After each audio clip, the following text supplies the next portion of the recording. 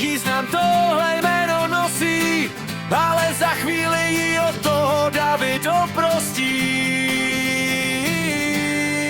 Kde jsou ty časy, kdy jsme měli dámské porady? Byli jsme mladí a nevěděli si se životem rady. Pak přišel dopis o tom, že tě vzali na práva. Doufala jsem, že půjdeš na trestní pášně, nepomůže žádná náprava.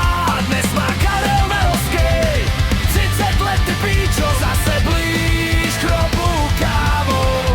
Nevadí, protože veď na sračky, to je vůle má. A když s Karmem nejsme na sračky, tak to nejsem já.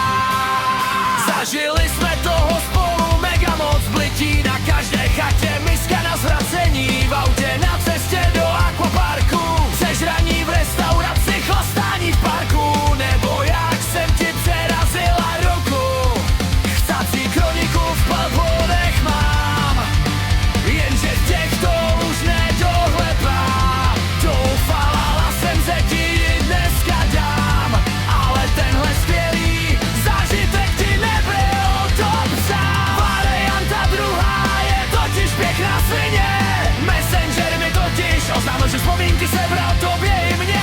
Už krásných 12 let tě v životě mám, nerválně přemýšlím, že si tě i chám.